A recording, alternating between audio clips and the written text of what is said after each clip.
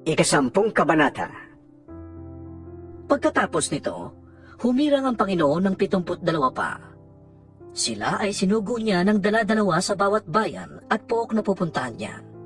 Sinabi niya sa kanila, Sagana ang aanihin, ngunit kakaunti ang mga manggagawa. Idalangin ninyo sa may-ari ng aanihin na magpadala siya ng mga manggagawa sa kanyang bukirin. Humayo kayo. Sinusugo ko kayong parang mga kordero sa gitna ng mababangis na asong gubat. Huwag kayong magdala ng lalagyan ng pera, supot o sandalyas. Huwag na kayong makikipagbatian kanino man sa daan. Pagpasok ninyo sa alinmang bahay, sabihin muna ninyo, maghari nawa ang kapayapaan sa bahay na ito. Kung maibigin sa kapayapaan ang nakatira roon, tatanggapin nila ang kapayapaan ninyo. Ngunit kung hindi, babalik sa inyo ang inyong kapayapaan. Makituloy kayo sa bahay na yan at huwag kayong magpapalipat-lipat ng tinutuluyan. Kainin ninyo at inumin ang anumang ihain sa inyo, sapagkat ang manggagawa ay may karapatang tumanggap ng upa. Kapag tinanggap kayo sa alinmang bayan, kainin ninyo ang anumang ihain sa inyo. Pagalingin ninyo ang mga may sakit doon at sabihin sa mga taga roon, malapit na sa inyo ang paghahari ng Diyos. Ngunit kung hindi kayo tanggapin sa isang bayan, pumunta kayo sa mga lansangan nito at sabihin, pati ang alikabok ng inyong bayan na dumikit sa aming mga paa ay pinapagpag namin bilang babala sa inyo. Ngunit pakatandaan ninyo, na ipagkaloob na sa inyo ang pagkakataong mapagharian kayo ng Diyos. Sinasabi ko sa inyo, sa araw ng paghuhukom, ay mas mabigat ang parusang igagawad sa mga taga roon kaysa parusang dinanas ng mga taga Sodoma. Kawawa ka, Corazin! Kawawa ka, Bethsaida! Sapagkat kung sa Tiro at Sidon ginawa ang mga himalang ginawa sa inyo, sana'y malao na silang nagdaramit ng sako at naupo sa abo upang patunayang sila'y nagsisisi. Sa araw ng paghuhukom, higit na mabigat ang kaparusahan ninyo kaysa kaparusahan sa mga taga-Tiro at taga-Sidon. At ikaw, Capernaum, ibig mo bang mataas hanggang sa langit? Iuhulog ka sa Hades. Ang nakikinig sa inyo ay sa akin nakikinig. Ang nagtatakwil sa inyo ay nagtatakwil sa akin. At ang nagtatakwil sa akin ay nagtatakwil sa nagsugo sa akin. bumalik na tuwang-tuwa ang 72. Panginoon, Sabi nila, kahit po ang mga demonyo ay sumusunod kapag inutusan namin sa pangalan ninyo. sinabi sa kanila ni Jesus, Nakita kong parang kidlat na nahulog si Satanas mula sa langit. Binigyan ko kayo ng kapangyarihang tapakan ng mga ahas at mga alakdan, at talunin ang lahat ng kapangyarihan ng kaaway, at walang makakapanakit sa inyo. Ngunit magalak kayo, hindi dahil sa napapasuko ninyo ang masasamang espiritu, kundi dahil sa nakatala sa langit ang inyong mga pangalan. Nang oras ding yon, si Jesus ay napuspos ng galak ng Espiritu Santo. Sinabi niya, Pinasasalamatan kita, Ama, Panginoon ng langit at lupa, sapagkat inilihim mo sa marurunong at mga pantas sa mga bagay na ito, at inihayag mo sa mga taong ang kalooban ay tulad ng sa bata. Oo, Ama, sapagkat ganoon ang ibig mong mangyari. Ibinigay sa akin ng aking Ama ang lahat ng bagay. Walang nakakakilala sa anak kundi ang Ama, at wala namang nakakakilala sa Ama kundi ang anak, at ang mga taong marapati ng anak na makakilala sa kanya. humarap si Jesus sa mga alagad at sinabi ng walang ibang nakakarinig, Mapalad kayo, sapagkat nakita ninyo ang inyong mga nakikita ngayon. Sinasabi ko sa inyo, maraming propeta at mga hari ang nagnasang makita ang inyong nakikita, ngunit hindi nila nakita. Hinangad din nilang mapakinggan ang inyong naririnig, ngunit hindi rin nila narinig. Isang dalubhasa sa kautusan ang lumapit kay Jesus upang siya'y subukin. Guro, Anong dapat kong gawin upang magkaroon ako ng buhay na walang hanggan? Tanong niya. Sumagot si Jesus. Ano bang nakasulat sa kautusan? Ano bang nababasa mo roon? Tugon ng dalubhasa. Ibigin mo ang Panginoon mong Diyos ng buong puso, buong kaluluwa, buong lakas, at buong pag-iisip. At ibigin mo ang iyong kapwa gaya ng pag-ibig mo sa iyong sarili. Tama ang sagot mo. Sabi ni Jesus. Gawin mo yan at magkakamit ka ng buhay na walang hanggan. Upang huwag siyang lumabas na kahiyahiya, nagtanong pa ang dalubhasa. Sino naman ang aking kapwa? Sumagot si Jesus. May isang taong naglalakbay buhat sa Jerusalem papuntang Jericho. Hinarang siya ng mga tulisan. Kinuha pati damit sa katawan, binugbog at iniwang halos patay na. Nagkataong dumaan doon ang isang paring Hudyo. Nang makita ang taong nakahantusay, lumihis siya at nagpatuloy sa kanyang paglakad. Dumaan din ang isang Levita. Ngunit nang makita niyang nasaktan, lumihis din ito at nagpatuloy sa kanyang paglakad. Ngunit may isang Samaritanong naglalakbay na napadaan doon.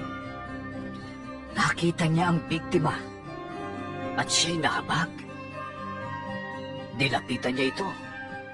Binuhusan ng langis at alak ang mga sugat at binendahan. Pagkatapos, isinakay ng Samaritano sa sarili niyang hayop ang lalaki at dinala ito sa bahay panuluyan at inalagaan doon. Kinabukasan, binigyan niya ng 2 denaryo ang may-ari ng bahay panuluyan at sinabi, "Heto, alagaan mo siya at kung higit pa riyan ang iyong magagastos, babayaran ko sa aking pagbabalik." Sa palagay mo, sino kaya sa 3 ang naging tunay na kapwa ng taong hinarang ng mga tulisan? Tanong ni Jesus. Ang nagpakita ng habag sa kanya. Tugon ng dalubhasa. Sinabi sa kanya ni Jesus. Humayo ka't ganun din ang gawin mo. Nagpatuloy si Jesus at ang kanyang mga alagad sa kanilang paglalakbay at pumasok sila sa isang nayon. Malugod silang tinanggap sa tahanan ng isang babaeng nagngangalang Marta. May kapatid siyang Maria ang pangalan. Naupo ito sa paanan ng Panginoon upang makinig sa kanyang itinuturo. Si Marta naman ay abalang-abala sa paghahanda, kaya't lumapit siya kay Jesus at dumaing. Panginoon, baliwala po ba sa inyo na pinabayaan ako ng kapatid kong maghanda ng nag-iisa? Sabihan nga po ninyo siyang tulungan naman ako. Ngunit sinabi ng Panginoon sa kanya, Marta, Marta, naliligalig ka at abalang-abala sa maraming bagay. Ngunit isa lamang ang talagang kailangan. Mas mabuti ang pinili ni Maria at ito'y hindi aalisin sa kanya. 11 kabanata. Minsan, nanalangin si Jesus sa isang lugar. Nang siya'y matapos, sinabi ng isa sa kanyang mga alagad, Panginoon, turuan nga po ninyo kaming manalangin, tulad ng ginawa ni Juan sa kanyang mga alagad. Sinabi ni Jesus sa kanila, Kung kayo'y mananalangin, sabihin ninyo, Ama, sambahin nawa ang inyong pangalan. Naway magsimula na ang inyong paghahari. Bigyan ninyo kami ng aming makakain sa araw-araw.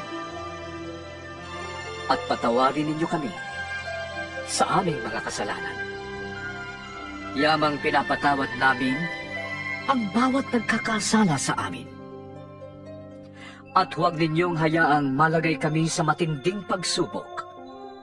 sinabi pa rin niya sa kanila, Ipalagay nating isang hating gabi, isa sa inyo ay nagpunta sa isa ninyong kaibigan at nakiusap. Kaibigan, bigyan mo muna ako ng 3 tinapay. Dumating kasi ang isa kong kaibigang naglalakbay at wala akong maihain sa kanya. At ganito naman ang sagot ng kaibigan mong nasa loob ng bahay. Huwag mo na akong gambalain. Nakatrangka na ang pinto at nakahiga na kami ng aking mga anak. Hindi na ako makakabangon para bigyan ka ng iyong kailangan.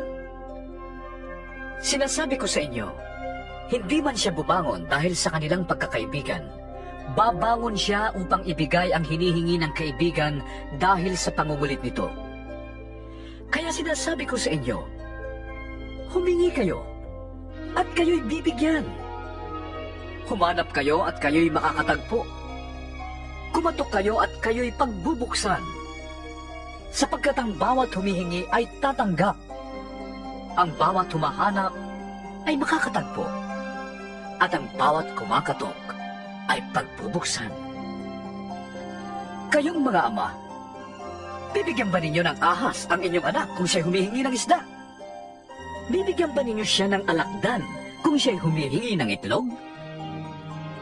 Kung kayong masasama ay marunong magbigay ng mabubuting bagay sa inyong mga anak, gaano pa kaya ang inyong amang nasa langit? Ibibigay niya ang Espiritu Santo sa mga humihingi sa Kanya. Minsan, pinalayas ni Jesus ang isang demonyo mula sa isang lalaking pipi. At mula noon, ang dating pipi ay nakapagsalita na. Kaya humanga ang mga tao. Subalit, sinabi naman ng ilan sa mga naroon, Si Beelzebul na prinsipe ng mga demonyo ang nagbigay sa kanya ng kapangyarihang magpalayas ng mga demonyo. ilan namang nagnanais na siya'y subukin ang humiling na magpakita siya ng isang himalang magpapatunay na siya'y mula sa Diyos. At dahil alam ni Jesus ang kanilang iniisip, sinabi niya sa kanila, Ang kahariang nahahati sa magkakalabang pangkat ay babagsak, at ang sambahayang nag-aaway-away ay mawawasak. Kung may mga pangkat sa kaharian ni Satanas na naglalaban-laban, paano mananatili ang kanyang kaharian? Sinasabi ninyong nagpapalayas ako ng mga demonyo sa kapangyarihan ni Beelzebul. Kung ako'y sa kapangyarihan ni Beelzebul nagpapalayas ng mga demonyo, sa kaninong kapangyarihan naman nagpapalayas ng demonyo ang inyong mga tagasunod? Sila na rin ang magpapatunay na mali kayo. Nagpapalayas ako ng mga demonyo sa kapangyarihan ng Diyos. At ito'y nangangahulugang dumating na sa inyo ang paghahari ng Diyos. Kapag ang isang taong malakas ay nagbabantay sa kanyang bahay, nadala ang kanyang mga sandata, ligtas ang kanyang mga ari-arian. Ngunit kung salakayin siya talunin ng isang taong mas malakas sa kanya, sasamsamin nito ang mga sandatang kanyang inaasahan at ipamamahagi ang kanyang mga ari-ariang inagaw. Ang hindi panig sa akin ay laban sa akin, at ang hindi ko kasama sa pag-iipon ay nagkakalat. Kapag umalis sa tao ang isang masamang espiritu, nagpapagala-gala ito sa mga tikang na lugar at naghahanap ng mapagpapahingahan. Kapag wala siyang makita, sasabihin niya sa sarili, babalik ako sa bahay na aking pinanggalingan. Pagbabalik niya, ay matatagpuan niyang malinis at maayos ang bahay. Kaya't lalabas siyang muli at magsasama ng 7 pang espiritong mas masasama kaysa kanya. Papasok sila at maninirahan doon. Kaya't sasama pa kaysa dati ang kalagayan ng taong yon. habang nagsasalita si Jesus, may isang babaeng sumigaw mula sa karamihan. Mapalad ang babaeng nagdala sa'yo sa kanyang sinapupunan at nagpasuso sa'yo. Ngunit sumagot siya, Higit na mapalad ang mga nakikinig sa salita ng Diyos at tumutupad nito. nang dumagsa ang mga tao, sinabi ni Jesus, Napakasama ng mga tao sa panahong ito. Naghahanap sila ng palatandaang mula sa langit, subalit walang palatandaang ipapakita sa kanila maliban sa nangyari kay Jonas.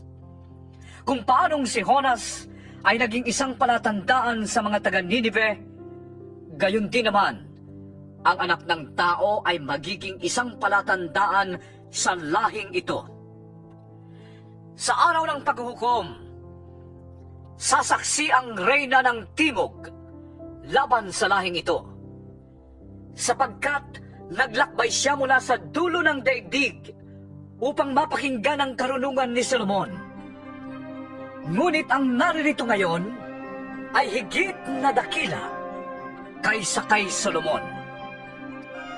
Sa araw ng paghuhukom, sasaksi ang mga taga Ninive laban sa lahing ito, sapagkat nagsisi sila dahil sa pangangaral ni Jonas. Pakinggan ninyo, lalong dakila kay Jonas ang naririto ngayon. Walang nagsisindi ng ilaw upang itago lamang yon, o kaya'y ilagay sa ilalim ng takalan. Inilalagay ang ilaw sa talagang patungan upang matanglawan ang mga pumapasok sa bahay.